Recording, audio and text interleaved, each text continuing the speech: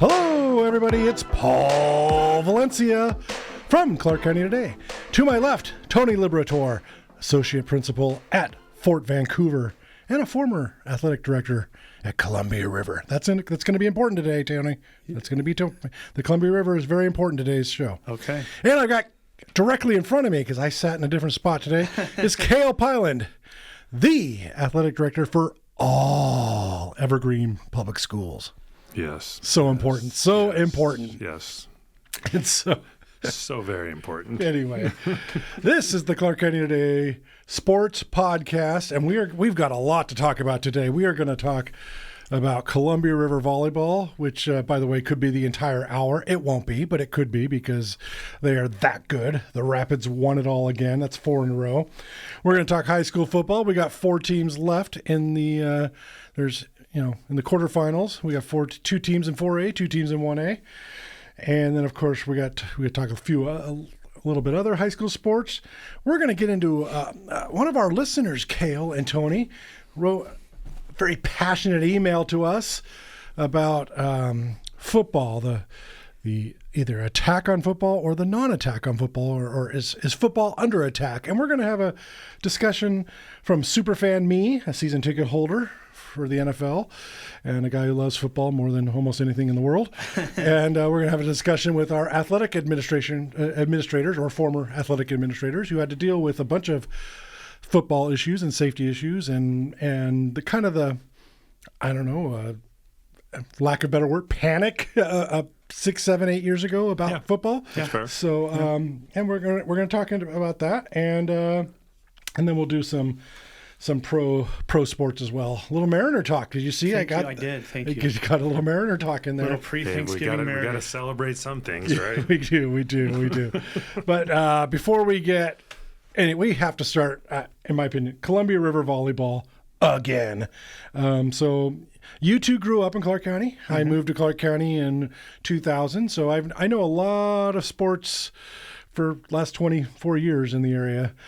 I don't recall, and I didn't look it up, but I don't recall 4 state championships in a row in one team sport from Clark County. I can't remember. I can't think of either. Yeah, that was a good question. Columbia River Rapids just did it, and this was the first time they did it when it was close. I mean, they were the 3 seed, and they were facing championship point. We're going to get to that in a minute, but Cale, you grew up here. Tony, you grew up here. Your thoughts on just what it means to have a team from Clark County win 4 state titles in a row? Well, it's just so incredibly hard to do. I mean, it's incredibly hard to win one state championship. I mean, you have to have breaks go your way, and we've had some really talented or high achieving programs that have had history of achieving at a high level for a long period of time, but to win 4 consecutive state titles, that's I don't know if we'll ever see it again. Right. And that's just rare in the state even. Yes. Yeah. I didn't look at the WIA record books, but they, I was just trying to think of football. Bellevue won like 5 or 6 or something, and there's some, in the 80s. But we're not comparing Columbia River volleyball to Bellevue football, because I'm assuming that the Rapids are doing this on the up and up. Sorry. Ouch. Sorry. Columbia River, that is a compliment to you. Yes. Bellevue, that is not a compliment to you. But just, like Kel said, I can't, just going back to as a student, even, as a junior high student, when I started following friends on teams and all that, I can't think of another time where it is actually 4 in a row. And Paul, you asked us, some like Clark County dynasties, so to speak, right? I mean, obviously the 4 titles, right. If you just want to just go straight titles, that's there. Yeah. Right? No one's done that. And I think Prairie Girls Hoops for a decade plus. Right. I don't know how many, off the top of my head, I don't know how many titles they won in a row. I think maybe 2 was their... I think it was 2 in a row, and then they lost a couple, and then they won 2 in a row again. Exactly. I think it was 4 out of 6, something like that, which is amazing. And they always made the Final Four. And then that's the other thing. Another sport at River even is like girls soccer, right? This is their 8th straight trip to the Final Four. Right. But I think they have 3 titles in that in that 7. Right. And so, but again, just 4 straight. It's Right. like Kel said, you have to have every break. Right. We're also going to do a shout out to that in a second too. But the 2A GSHL for girls sports in the fall is just incredible. With you got Columbia River and Ridgefield, because Ridgefield volleyball made it to the quarterfinals this year, lost to Columbia River, and I believe the seating committee got tired of them facing each other in the finals, so they made sure that they were on the same bracket. Right. So once they both won in the first round, they knew they were going to get one of those 2A GSHL teams out of the championship bracket by the quarterfinals. But can you, because Columbia River had already beaten Ridgefield 3 times? This year, I'm not, or twice. I would yeah. assume twice during Yeah. the regular Ridgefield season. beat them in the first meeting, I think. okay, But then in the district tournament, I'm assuming they in the beat them as district well. tournament. right. So I was like, God, if they turn around and lose to them in the quarterfinals, I mean, like that's just hard. I mean, you got to keep beating the same team Right, over and right. over and over That's again. it. But that's been life the in case, volleyball. yes, And yes. because by the way, Ridgefield won the 2 previous state championships. Exactly. Yeah. So the 2A GSHL in volleyball has the last 6 championships. Wow. That's Well, incredible. and I'll even just go a little bit deeper. You mentioned obviously the 2A GSHL girls, but even like District 4, which once you start including Tumwater Yep. Tumwater, in there, yeah. and just, I mean, it's usually if you get out of District 4, you're You're in pretty good shape. You're in good shape. Yep. So good way to put it. a few weeks ago, the 3 of us were talking about state volleyball and the potential. This was before the seedings came out, but Columbia River was ranked 3rd, 4th, or 5th, depending on what you look at, but a coach's poll. And I remember saying, if you've won 3 state titles in a row, shouldn't you just be number 1 until someone knocks you off in November? Until somebody beats you in November, shouldn't you be number 1? Anyway, I got a chance to talk to the champions. So we're recording this podcast, on Tuesday? What's the date today? 2019? No, 20. 19th. Tuesday the 19th. So on the 18th, I got to talk to the champions because I wasn't there in Yakima. I'm a one-person sports staff. I was staying home, went to football games this week. Didn't go to Yakima, but I wanted to say hello to them on Monday, and it was so great to talk to them. But they did use that as motivation. That hey, we're the 3 seed, and no one's beaten us in November, and since before the pandemic. So Right, it's right. like Yeah. so they use that as motivation, and whatever it works, because it did work. But also, this was the crazy thing. In the 3 years before, they had lost 2 sets total in 12 matches.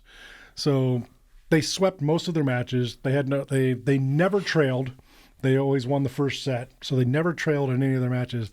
Well, in the championship match on Saturday, not only did they trail, but they were facing match point in the 4th set. So, Championship point. So yeah, I'm going to set it up, but just can you imagine that as former coaches to be in that situation and then win it? Your thoughts on that, Cale? I mean, that's a high pressure situation. I mean, there's no question. And especially in a sport like volleyball, where yes, obviously it's a team sport, but it's going to take some individuals to be able to make plays on their side of the net, right? To be able to make sure that they don't. I mean, all it takes a great serve. I mean, and passing in volleyball is one of the hardest things to do. Absolutely, Tony. Well, give you a little peek behind the curtain. I'm glad that you brought this up, just because myself and the other administrators at Columbia River, then we were able to hire Brianne Smedley, Coach Smedley. I guess that would be 6 or 7 years ago now. But watching her practice. Good hire, by the way. Thank you. Good hire.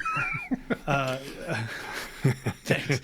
No, but watching her practice, what Cale was talking about, right? That pressure is that she worked on the mental aspects of that in her practices. I would go in, and she would be charting stuff on the whiteboard. She'd have the kids just sitting on the gym floor, but talking about just this like proactive coaching, the mental aspects of being an athlete. Well, And so that stuff is there. I mean, Kel's probably done similar things, the visualization stuff. And that's amazing you said that, because yesterday I was basically asking that question. Okay, it's championship point. Whoever's on the floor, the ball's coming to one of you. Yeah. And so who did it go to? And it went to Sophia Gorley. And she actually told me, as she was preparing for them to serve the ball, they're down 23-24, and she said, I was terrified at first. But then she said she remembered reset methods that the coaching staff Right. had told her. Focus on breathing. Remember that, and just reset. And then she said, and the quote, "I told myself I want it to come to me." She wanted the ball. Now, this is perfect, isn't it?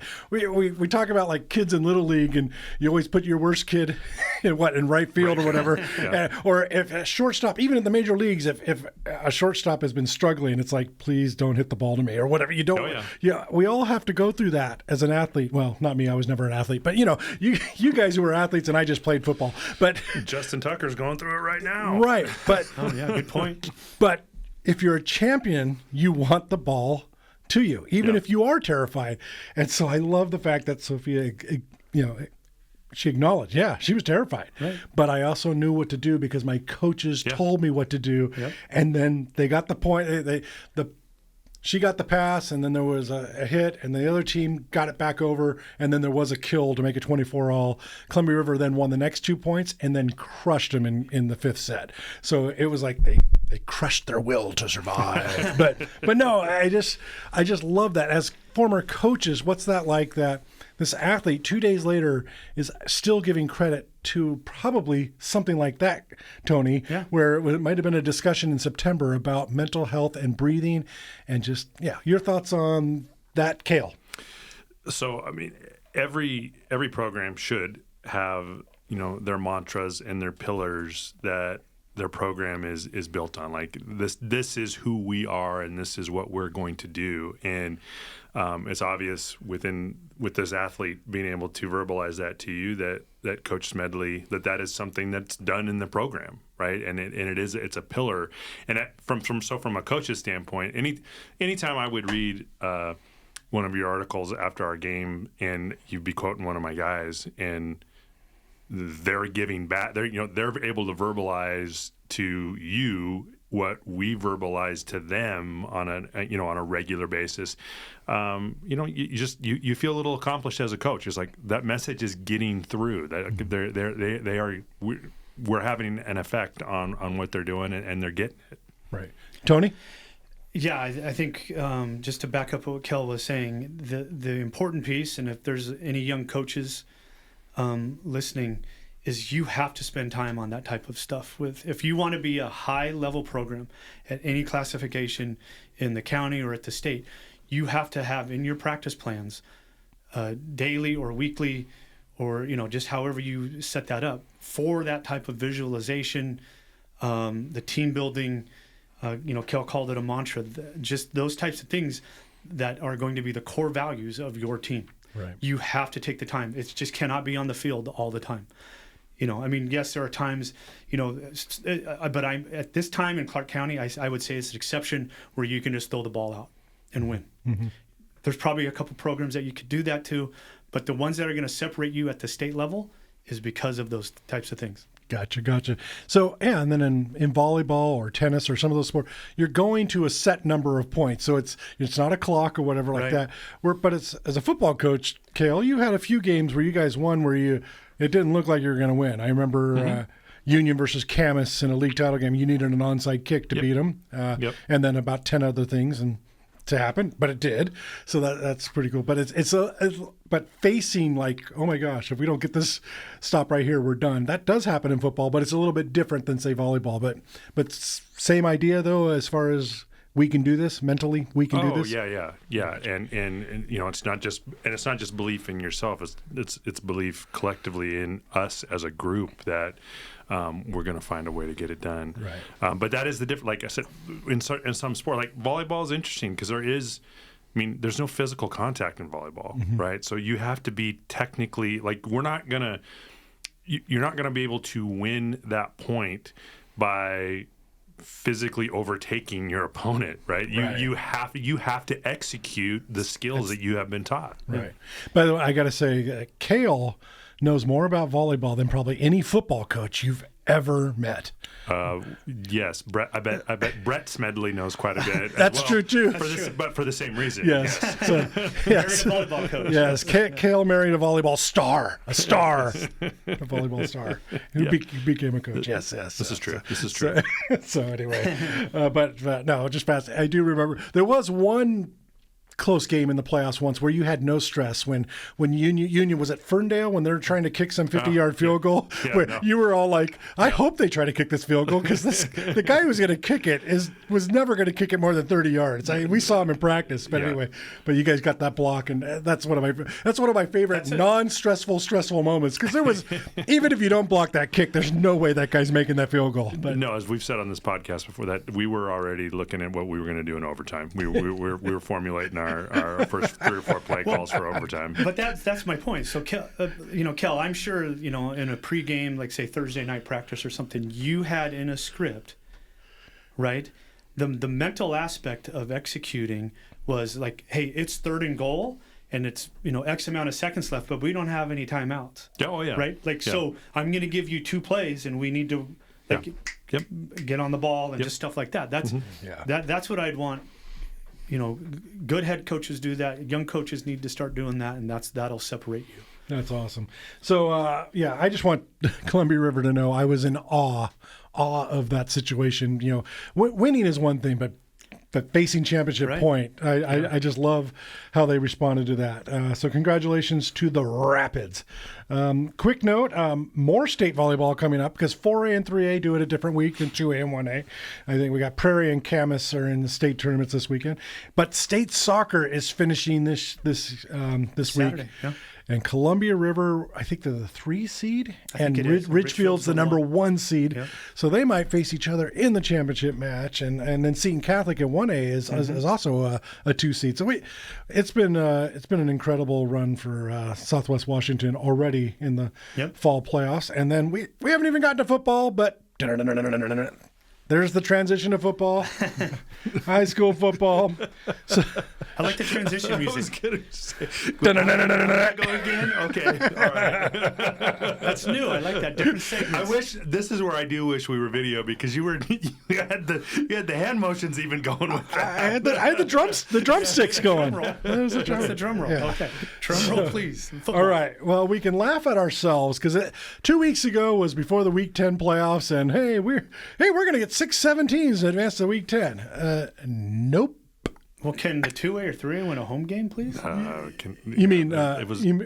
2A. It was definitely a rough go at it for the 2As and the 3As. The teams that are left, I thought they would be. Oh yeah, we knew. Right? I mean, they were just at a high level, but I thought. I won't name names, but there were a couple upsets. I thought in both the 2As and 3As hosting games. And I just thought, okay, but because I was all over that. I thought 6 for sure. That is the beauty of the Week 10, though, is that. It's no longer if you're the league champion you're going to play a pansy because the whole season now matters with seeding for Week 10. So in the past it was you could lose 3 or 4 or 3 non-league. Well, in 2A there's only 2 non-league, but you can go 0-2 in the non-league, win the league, and you're going to get a easy opponent. Now you're not. Yeah. And it's a heck of a. I like it. I like that there's no gimmies in that regard, but holy cow, that was a rough week for us other than our elite teams. I mean, when you talk about that, I used to schedule intentionally. We would play anybody non-league because I didn't care if we lost. I mean, obviously we wanted to win the games, but I was trying to make our team. We wanted to make ourselves better for league because we had to win the league games. So if we had seen better competition, we felt that was going to make us better. So now I don't know how I would schedule. I think I would. You got to think about that a little bit. Right, because I don't care what your schedule is. 8-1 and 9-0 is better than 6-3 when it comes to the seating committee. Yeah. Usually. Yeah. So, but anyway, let's be more positive. Positive Paul. There we go. Positive Paul's back. We got Camas, number 1 team in 4A, and they've rolled to Week 10 win, and then last week a slow start in the opening round against 16 seed, but got it done 40-something to 6. I can't remember the final right now. Yeah, it was a lot to a little. It was a lot to a little, and Curtis didn't score on offense, so Camus's defense was really the real deal. Skyview rallied from 10 points down to beat Bothell. And 10 points down with 6 minutes left in the game. So there's another one, visualization, and we can do it. I've now watched Skyview do this 2 or 3 times, and they also stayed close with Camas. So, again, they're seeded 7th, but it wouldn't shock me if their defense is on. They can hang with Sumner. So Yeah. Any thoughts on the 4As, you guys, Tony? No, I think it's played out to where we thought. We thought that both teams, Skyview and Camas, would be in the quarters. Yep. Skyview now does have to travel, but again, though, it's cliche, but it's cliche for a reason. Defense travels, so that's been Skyview's calling card all year. So I would not be surprised if they have a Thanksgiving Day practice. That'd be neat. Yeah. Kale? Yeah, no, it wouldn't surprise me at all if both teams won this week. Right. So. Yeah, but the best part about 4A football is it also wouldn't surprise me if both teams lost. And I don't mean that's a good thing for Clark County. I'm just saying that 4A has 12, 13 teams that can win it all. I mean, if they just get hot. Does Camas have again? There's only 8 teams left. They play Arlington. Oh, right. And, I mean, if you want to play – now, it's my college football coach would not like this because we were told you don't play the comparison game, right? You can't do comparative scores and say this for that. But – Arlington common opponents. Arlington did handle Graham Kapowson fairly handily, right? Who was in a barn burner with Skyview, who was able to be in a game with Camas. Yeah. So I mean, if you're trying to do those comparative things, you could say that. But still, coming down to Doc Harris, it's gonna be tough. Yeah, it's gonna be tough. I expect Camas to win. I'm just saying that at the 4A level, there's no quote shockers, matter what the rest of the way. Well, not at this point. There's no shockers. No. But, unless it was like 63 zippers. But there's been some years, and there are still years in the 3A that you'd be shocked if the top team lost in the quarters. No, you could look at some 3A matchups this weekend and go, no. But there's not a 4A game that will shock me. Is what I'm saying. Yeah, I would agree with that. Yeah, and then we go to 1A, and we said this back in September too. La Center and Seton Catholic are awesome. One of them is going to win the league, and the other one is probably going to get the 3 seed in state, and the one who won the league is going to get the 2 seed, and that's what happened. Seton and La Center did not play because there's a 12-team bracket, so the top 4 seeds didn't even have to play. So I called up Coach Lambert and said, "Congratulations on the win on Saturday."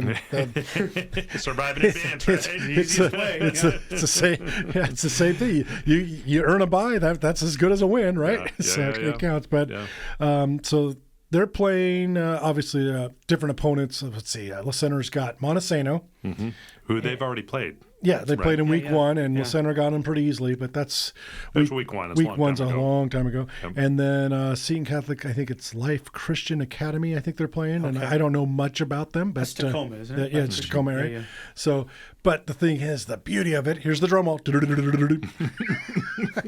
you. If they win, if they both win, they will play each other. Kale. Yes, they will.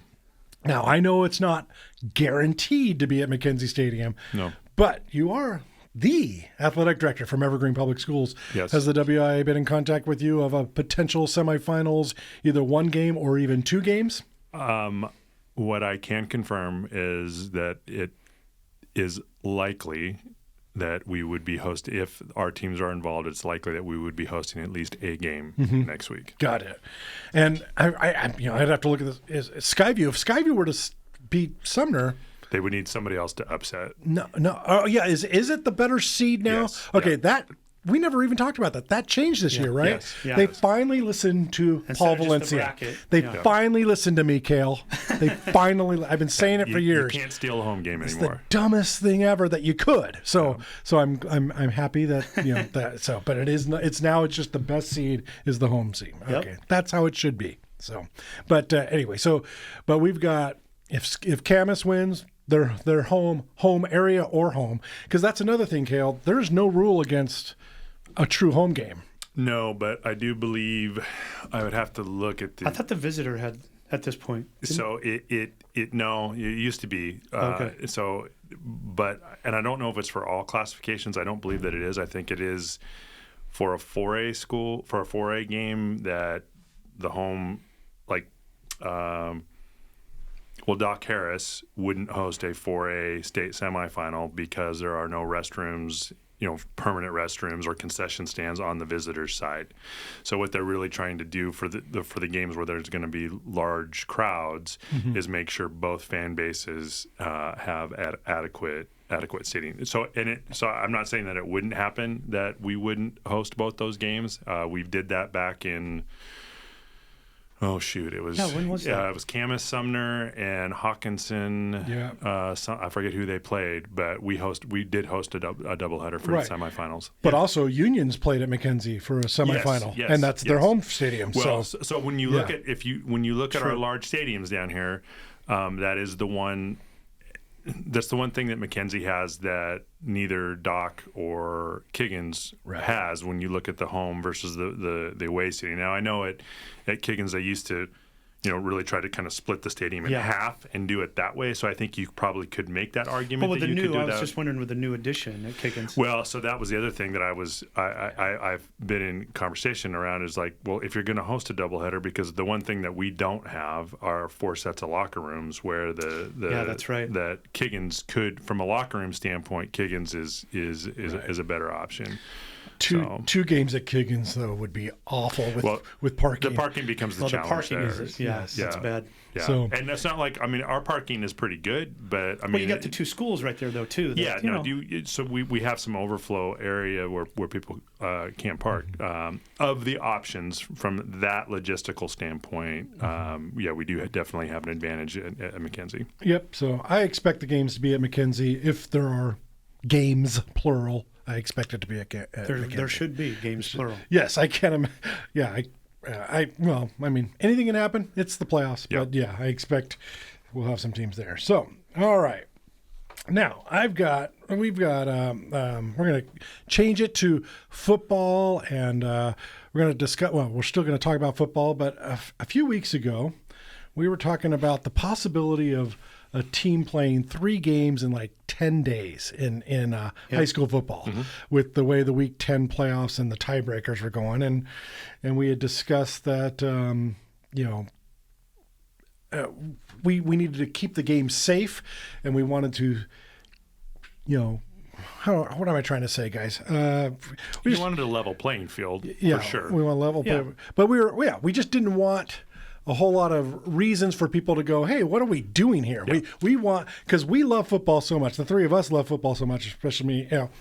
We don't want it to go away. We don't want it to be under attack, because we basically said that football had been under attack for several years by a certain amount of people. And one of our listeners, and he never got back to me on an email, so I'm not going to use his name, but thank you for this email. He said he thanked us for our podcast, but then he goes, one remark from early October has stuck me, and if possible, I'd love to hear the panel defend it. Regarding playing football games 3 times a week, the discussion included Kale commenting that football, it's been demonized. The sport has been demonized by a lot of people. So he called you out, Kale. No. But he also, by the way, you guys saw the whole email. It was a very well written email. And it was, if you're going to criticize or ask, it was just question. No malice. So he said, football demonized? By who? Where? How? As I see it, every major network on television is a business partner with the NFL and our universities, where in the coverage of this sport to the masses is any honest questioning of football occurring. He also noted that in just 3 weeks in August, 6 kids ages 13 to 16 died playing football. 4 likely were heat-related causes and 2 from head trauma. No one I know heard about any of these deaths. I wonder if you and the panel had heard of them. And then he says, I don't believe football is being targeted by any institution with any power or authority or reach. Football, in my opinion, dwells in a lofty, entitled spot in our current culture. And I thank you for the email. And I think it's worthy to discuss what we said a little bit more. And I looked up some info from the Atlanta Journal-Constitution in September. According to the data collected by the National Center for Catastrophic Sport Injury Research, that's a lot. 11 young football players have died since July 1st, and that includes 2 college-age players, 8 high schools, and 1 middle school. But the suspected causes of death included heat stroke 4 times, sudden cardiac arrest 3, and another thing for 1. So really 3 brain injuries. And, hey, any death is tragic in any young person, but I sometimes think when they lump all the numbers, including heat stroke, into a football death, that's kind of a way of using numbers to argue against football when that could happen in cross country, or it could happen in summer basketball or whatever. I don't think a heat related death is necessarily football related. It's, but that's, we'll go into that a little bit later. But anyway, I guess, I'll be honest, I had not heard the numbers of how many people had died, even the 3 people who had died from head trauma. Right. So, yeah, and football carries on. So your thoughts on the email first, Cale, and then we'll go to Tony. Well, I don't necessarily disagree with him because his point that, football is everywhere.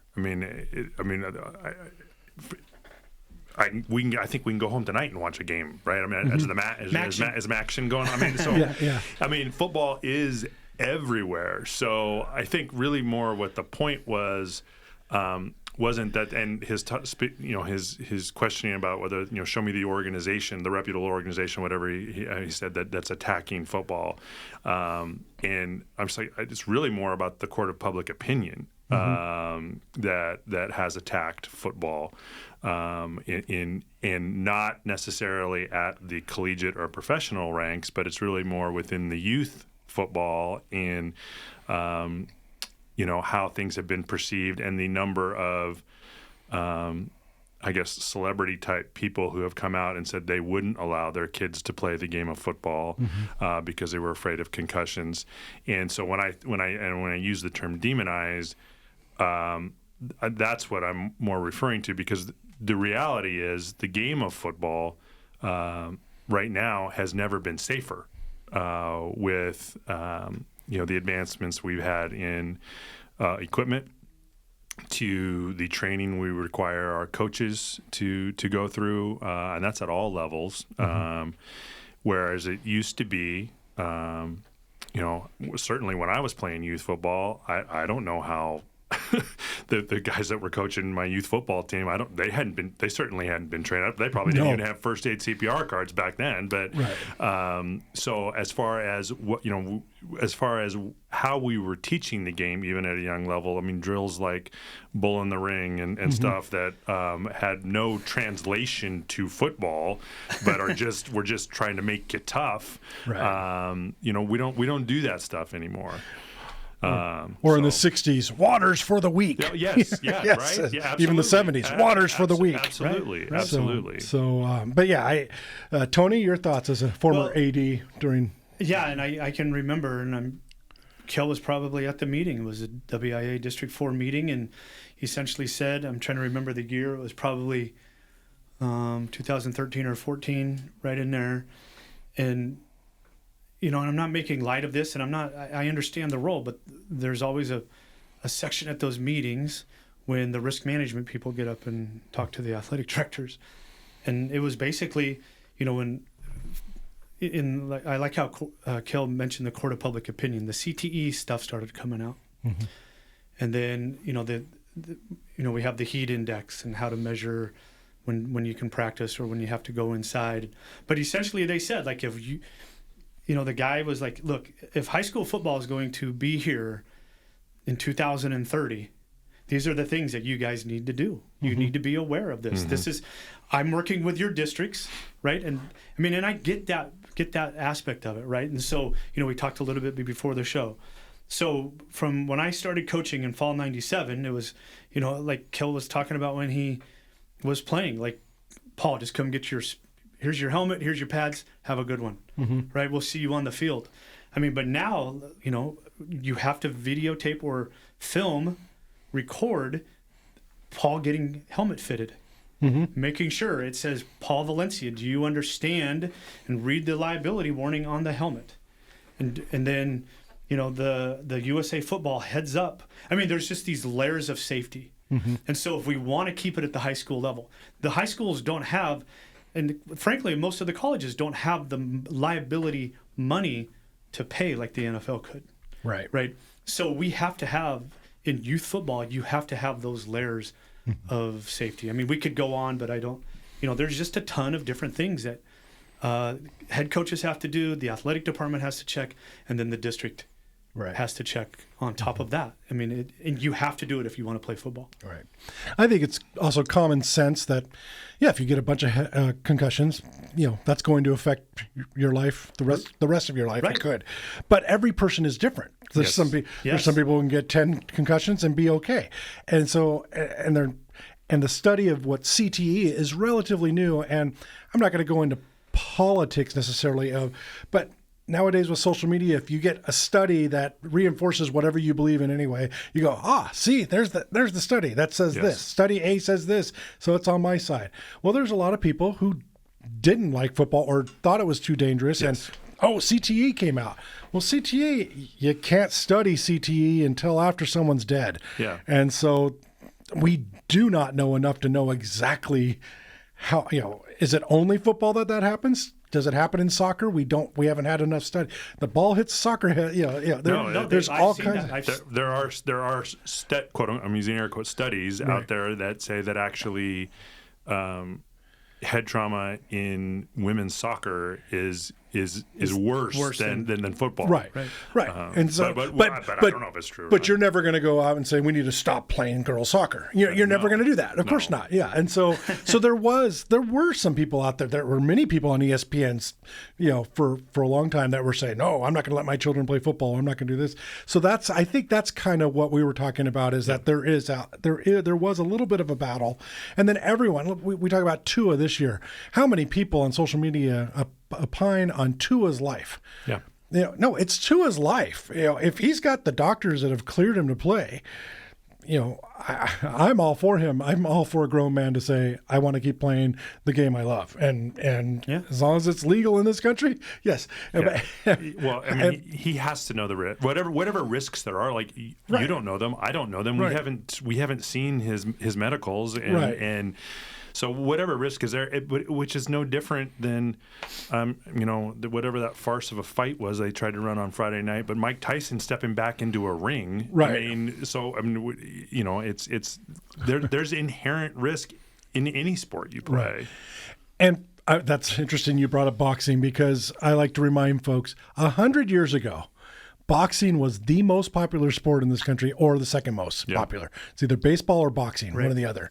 Now, boxing isn't anywhere like it used to be. Now, that's why, for a guy like me who loves football more than anything else in this world, I want to protect the game. And so when I do hear people attack it, I am going to defend football as the greatest team sport ever invented.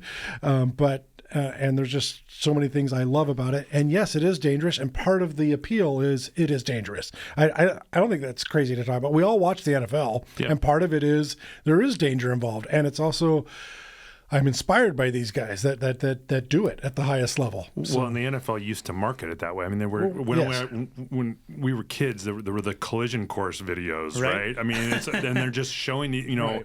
In fact, some of your 70s and early 80s Raider teams were notorious. What? Notorious for being headhunters or assassin. I mean, so no way. You can't target heads anymore. You can't grab the face mask. You can't clothesline. I mean, but these were all practices that were there. The Raiders. Yes. They changed the rules. It changed the rules, and we couldn't tackle that way. No stick on them. Yeah. There's no clothesline. But the game has changed, and you were talking about it a couple of weeks ago on this podcast, right? And it should change for the better, and it has in a lot of. Now, there's some fans will think, and some people, including me, maybe we've gone too far on some of the protections, especially at the NFL level. But at the high school level, there is no reason for a blindside block, and so not only there never was, but I'm so glad people noticed it. But they not only did they exist, but it was almost like a badge of honor. Oh, yes. Right. I mean, it was huge. Headhunting. If you didn't take someone out and you had a chance, you got ripped on by your coach. In fact, see New Orleans Saints.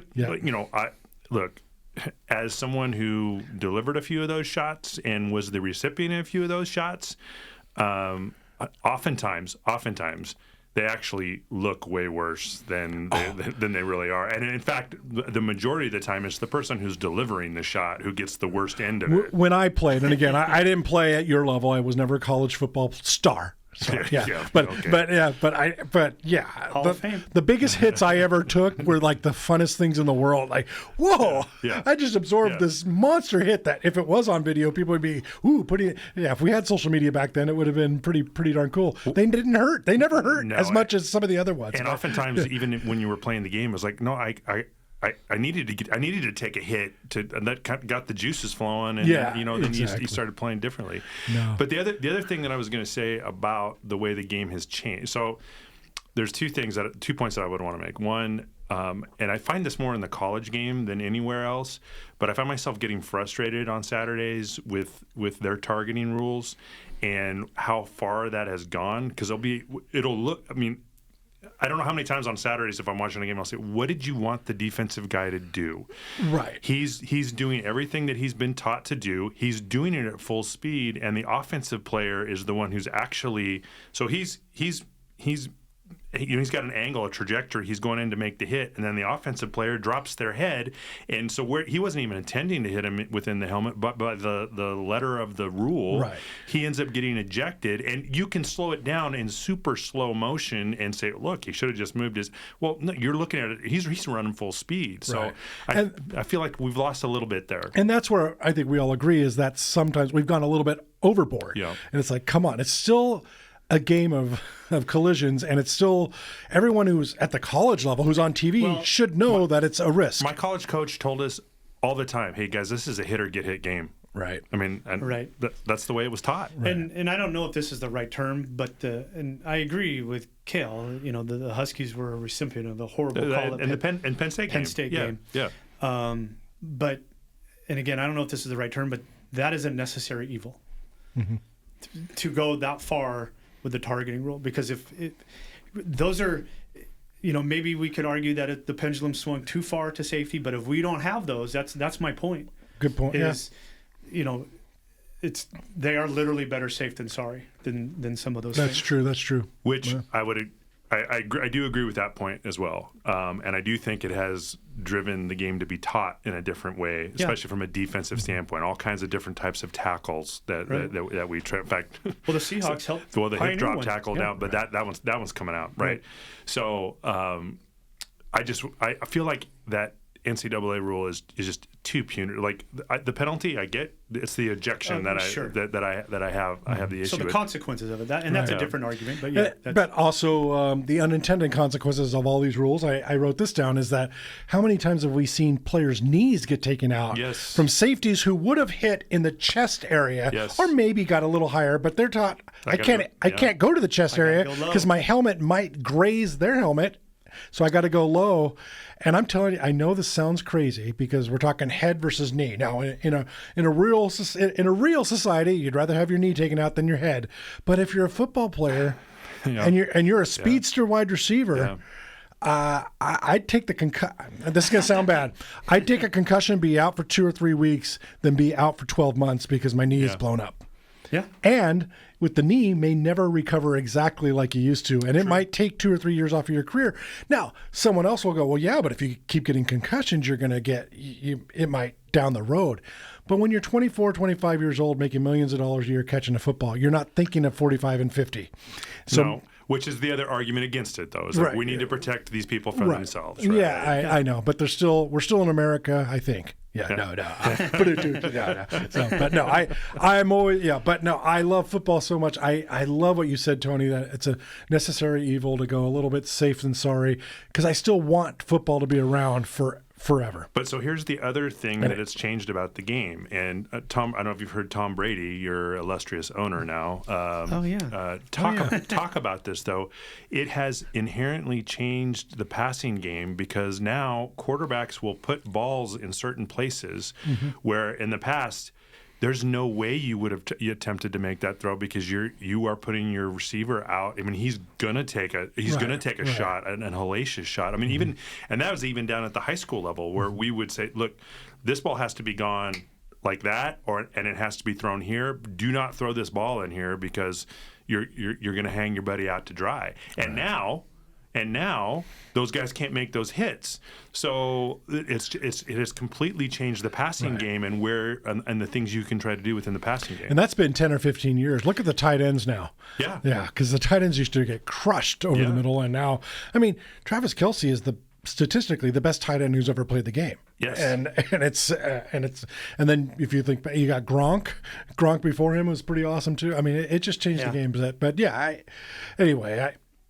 the game has changed. I think the game has changed safer, and I think mostly better, certainly at the high school level. As we go back to high school, it's a safer game, and coaches are teaching safer techniques. Yes. And I will say that I think the majority of coaches, the majority of coaches who knew what they were doing were already doing most of these things. But there were just situations where there were coaches who didn't know what they were doing, and you were doing so the safeguards that were put in place by the WIA in regards to the number of contact practices you can have in June and whatnot, and all this stuff and I'm like, of course, this is how you would do it. I mean, you wouldn't want to put kids, but there were coaches out there who were just throwing the hats on day one and running West Point and being foolish. And of course, in the Northwest, it gets hot here, but it doesn't get hot like the South or anything like that. But it seems crazy to me that people are practicing when it's 105 heat index or whatever. It's like you can't do anything else inside an air conditioned gym or whatever. Just or maybe practice at 5 a.m. or some crazy do something if you need your outdoor work. But there's got to be there's just got to be smarter ways to do it. But and I think in Washington, if there's a fire 300 miles away, you guys won't practice outside. I'm just messing. I mess with Kale and Tony on that one. It's like whatever. Paul's like there's a little smoke a day smoker. Yeah, it doesn't affect him. I do not smoke. The worst air index in the world. Why aren't you guys outside? Yeah. I just know that we practice. We practice. I did too. Yeah, we practiced. Yeah. So, in my day. You also didn't ride with seatbelts and that kind of stuff too. That's true. And I never wore a helmet riding a bicycle, and maybe that explains a lot. I didn't do that either. Yeah. So, hey, I guess we can move on to others. Let me wrap that up. I do want to thank the listener for the email. It started a great conversation, and I'm not even sure we answered. I still think he's got some great points. He does. He does. It really isn't under attack by a lot of people, but there are some, and there are still some doctors, and there are some medical people who say, no, I'm not having my children play football. They should never play football. And I think there are a lot of, I guess what I'm saying is there's just a lot of benefits to playing football that can outweigh those risks. But I am glad that this game is safer now than it was when I played. Yep. That makes sense. I agree wholeheartedly. Okay. Yep. All right, moving on. I always love to make fun of the Mariners. So how can you make fun? They won 2 Gold Gloves. Yeah, that's what I'm saying. Is that since our last recording, the Gold Gloves were announced. Easy target though, and the low hanging fruit. The Mariners' social media was. They have won multiple gold. Yeah, the Mariners have multiple Gold Glove winners for the 13th time in club history, and they had this humongous image on social media. Can we get the golf clap? Yeah, as Pat McAfee. Can we get the slow clap? I mean, oh my God, they got 13. That's better than 54%. No, we also have a platinum glove. Ooh, Yeah. So anyway, it's just the way it was announced on social media. Now I make fun of that. But Tony, our Raiders celebrate first downs. Correct. So I know it's their job to pump them up, but it's just so funny. In the middle of November, it's like, okay, the Mariners are tweeting like they won the World Series, but no, they just won gold. Any diehard Mariner fan who's been a fan for a while, you look at that and go, okay, Dylan Moore, the utility Gold Glove. Okay, that's good, But Cal Raleigh not only getting the Gold Glove, but then getting the Platinum Glove, which is the best defensive player in the American League, is what that award is for. Is it for each position? No, it's for the entire. So the Gold Glove, the Gold Glove is for the position. And okay. So you are the best of the best within the American League. Gold and Glove won the winners. Silver Slugger. Yeah. But wait, which all this means, Paul, all this means is we're not going to be able to afford him. So he's Yes. going to go I play was for just somebody. gonna He's say going to be a this. Yankee or a Yeah. Dodger or but something else. I guess in theory, then, shouldn't a catcher always win that award? Why? I mean, a catcher, but a catcher is playing defense every play of every game, whereas, Well, that doesn't mean Yeah. they're good. well, I mean, no, I'm saying the best catcher should get that. I mean, that's that's hard to do. That's hard to do. He was not the favorite to win that. Yeah. No, not Yeah, at all. that was a surprise. Well, good for him. Good job, Cal. Good job, Cal. Yep. We'll root for Big you in dumper. October when you're wearing pinstripes. But now I will. Now we'll go to Mariners, and a good thing you got Hall of Fame ballots are going out. Ichiro. Thank you. Easy for you to say. And Felix are on the ballot now. Yep. So we know Felix is not going to make it, but he might make it someday. Like, I don't know if they have like a senior thing, because starting pitching is so different now than it used to be. So he had so many games where his bullpen blew it or his offense. It was more of that, yeah. Kind of like this season, But I mean, he did win a Cy Young with did he have a losing record when he won the Cy Young? oh yeah, No, it was like 13 and 12. But it was close. But anyway, he's awesome, but he's probably not going to make the Hall of Fame. I don't think. But he'll make the Hall. Ichiro, he's got to be unanimous, right? Tell me, I mean. Well, the only thing is that the baseball writers they're a persnickety bunch. And the ballots are weird too. Yeah. But they changed it. So remember when Griffey wasn't unanimous, it was because the guy I had to use. What do you have to vote for, 10 or something? Something like that. And so one guy was just like, well, I know Griffey's going to get in, so I used my vote for this guy so he'd stay on for another year or something. Oh, interesting. So, I mean, I get that argument, but I don't. I mean, just vote for the best guys. What if everyone thought that? Griffey didn't get it. I get that argument because the ballot is stupid. That's my point. But now they've changed up the rules. Ichiro should be unanimous. Besides his play, he's just what he's meant to baseball across the world. Yeah. I mean, and I don't know. It's just one of those weird things where, I mean, only one guy's ever done it unanimous. That's crazy. I mean, Ricky Henderson has more runs than anybody in the history of the game, which is the point of the game. And he wasn't unanimous. That's just crazy. Yeah. And there's probably 10, 15, 20 other guys that that wasn't unanimous. It'd be like, Tom Brady's not going to be unanimous, right? Come on. When I say the baseball writers of America, they're a little persnickety. I mean, they'll say, well, he really shouldn't be a first ballot Hall of Famer, so we're not going to vote for him on this first ballot. Hey, he's either a Hall of Famer or he's not. He didn't come to America until he was 27. I don't know how old he was. But somebody might hold that against him. Yeah. I don't know. But anyway, I not a Mariner guy, but who doesn't love that guy? That guy is so fun to root for. I mean, I loved watching him play. So I'm lukewarm on Ichiro on the Mariners. Really? He's a Hall of Famer. But there were times, Kel, you and I have talked a little bit about this, and this could be a 2-hour podcast. Okay. Did he make the Mariners better? Well, from the midpoint of Mariners. So definitely when he had hitters around him, he was the star. Yep. The straw that stirred the drink. Was he on the team that won 116 games? Yes. That was his rookie year. And MVP. So he made them better. That year. But when it was just him. No, and because there were times. Like how many times did we get hey, we need even just give us one of your bloop singles here and we get the 3 hopper to second base. Well, but even that would be like, there's times where,